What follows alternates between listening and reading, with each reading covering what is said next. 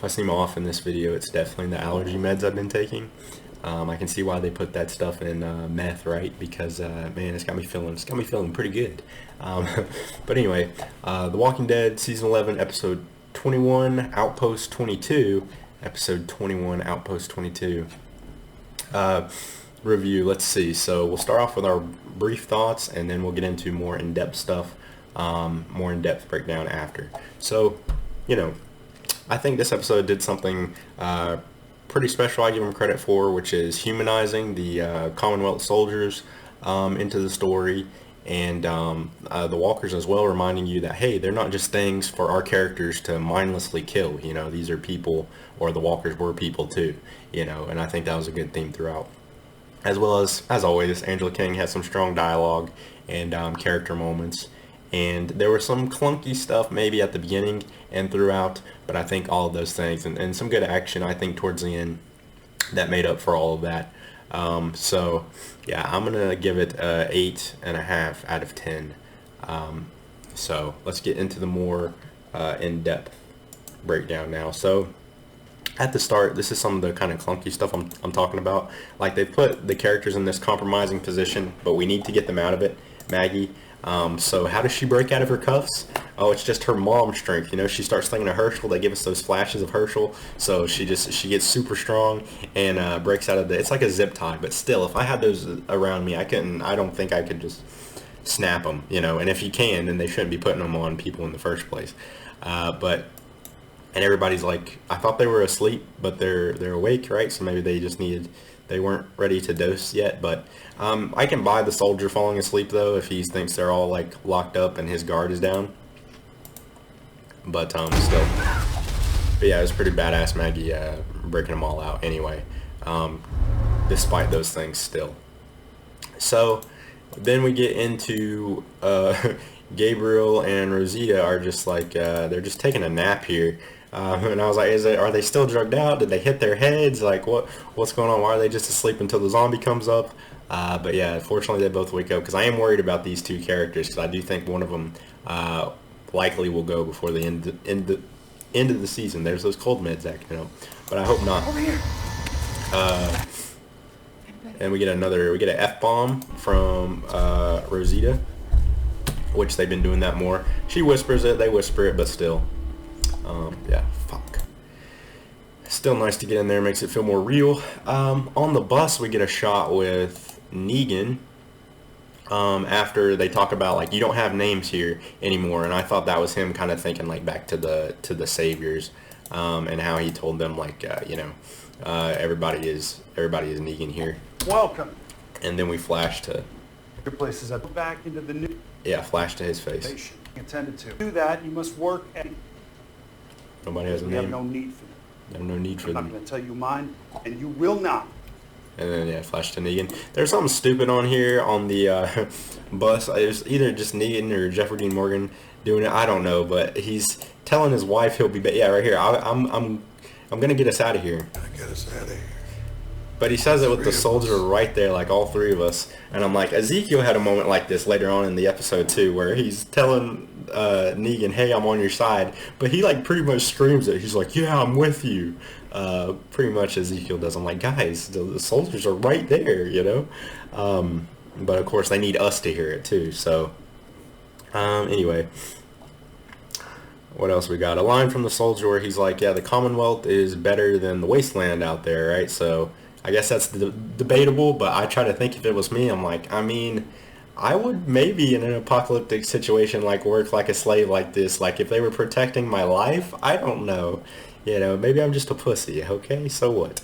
Anyway, we get some good stuff with Maggie and the kid zombie in this, which I like, because whenever Maggie became a parent, whenever she had Herschel, was the same season that she left, when Herschel was born.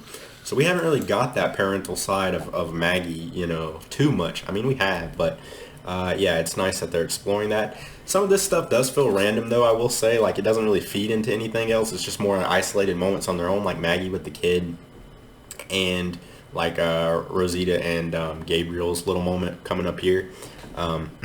But yeah, it's interesting to see a kid zombie too because we don't see those very often. Yeah, this scene, I was like, man, this is such a common thing. Again, I know that we need stuff to happen with the zombies, guys, but just do it a little bit better because I swear to God, the zombies just teleport here, right? Two of us. What do we knock on the door and say, "Can we see our daughter?" Yeah, maybe that's not the moment, but they just teleport behind him, and she gets her shoulder dislocated, which I do like that concept of. I get where they're thinking, and that is cool because that's something we haven't seen. But yeah, the zombies grab onto you, and if you fall, you know, they're not going to be like a person where they're going to like fall with you or something, let you go. They're just going to hold on. But still, it feels kind of like fucking random. But I love the scene after where Gabriel like pops off to Rosita, and he tells her pretty much like, listen, don't do this, you know. And it feels real dialogue too because they've known each other a long time. Don't be like this, you know. I hate it when you get like this, pretty much. You know, don't be stupid blaming yourself. Torture yourself. What good does it do? What do you tell me when I beat myself up? Yeah, I love that moment. But I can't play too much again because of copyright and whatnot. So then we get Connie meeting up with Daryl. Thank goodness. I'm glad they connected those stories together because I was worried we weren't going to get much more from them because they were trying to separate them and get Connie out of the show maybe. Because she's a bigger actress now, got other things going on with Marvel.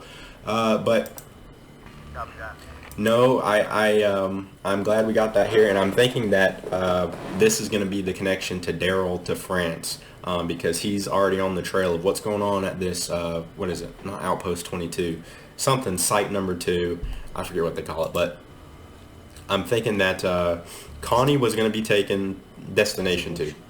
I'm thinking Connie was going to be taken to the Destination 2, and it's something to do with the CRM. Maybe they're going to use her for experiments, more than likely.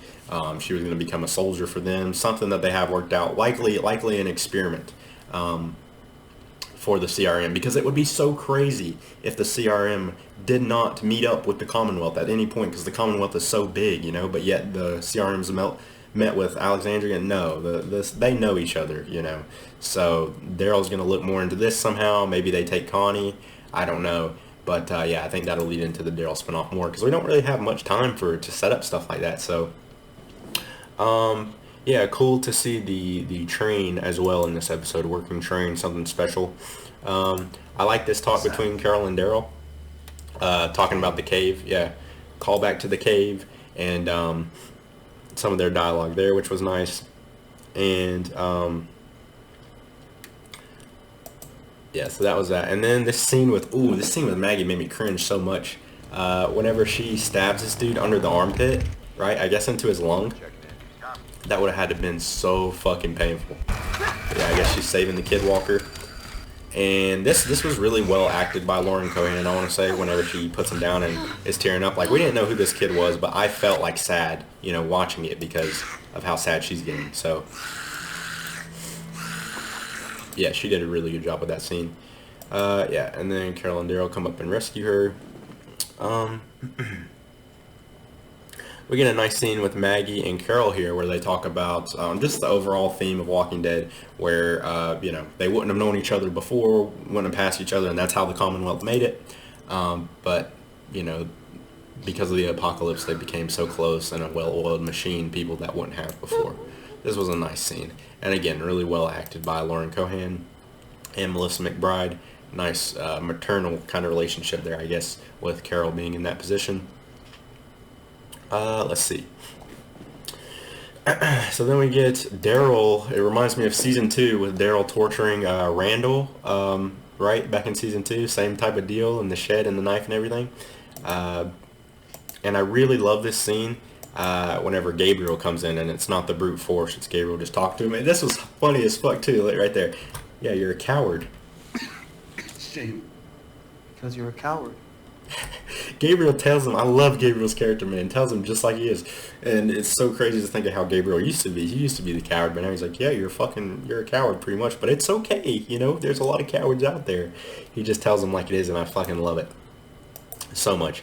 And then yeah, it's really sad whenever he decides to pray with him, and yeah, because he knew him from his church and all of that. I thought that was really well done, and yeah, really love that scene. He's not just another villain who's, oh, I'm tough, I'm not going to talk, you know, that type of shit. Love this too. I might bump this episode up to a 9 now that I'm going through it. Love this scene with Ezekiel too, where he's just real shit, you know. That's how I would be in this situation, you know. Go. Yeah, they're running. Ezekiel's like, no, don't fucking do it. Don't fucking do it, you know. I wouldn't do it either. That's so stupid. You got these soldiers around, ARs. At least give it a day to get a lay of the situation and see what's up, how long this is going to be going on. So yeah, I love Ezekiel's smarts in this scene, and she annoyed the fuck out of me kind of, because I was like, no, but again, you have to have some characters act in certain ways to make things happen. I understand that. Let's see, I don't want this video to be too long, so I'm going to try to speed it up. Yeah, this train battle was pretty cool. And I love whenever Daryl goes and saves Connie, like gets the dude that was fucking her up and chases him down on the fucking motorbike. Yeah, maybe I skipped ahead a little bit, but I don't think so.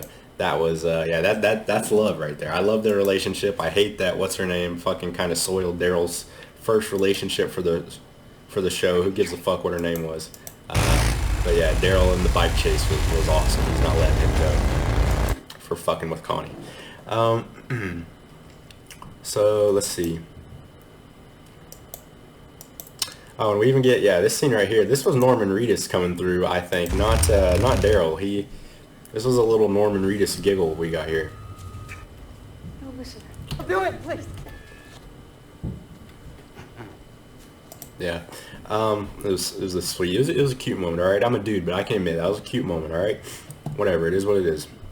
So then we get some stuff with Ezekiel. Oh yeah, and this dude being so scared of the Commonwealth he kills himself again, humanizing these people. They're just people too, trying to keep their head down. I like this talk between Negan and Ezekiel where he says Ezekiel has to be the hope. He's the most useful thing that these people got, which is true. You know, good on Negan to think that. And I also like how Ezekiel hasn't softened to Negan like everybody else, because why would he? He hasn't interacted with him, and he probably has the most against Negan because he's dealt with him longer than our group has, you know.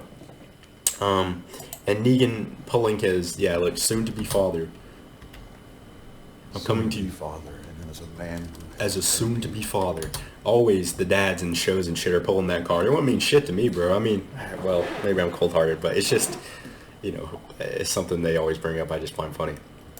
Anyway, we need more stuff with Negan's wife. His wife was so shittily just dropped in there.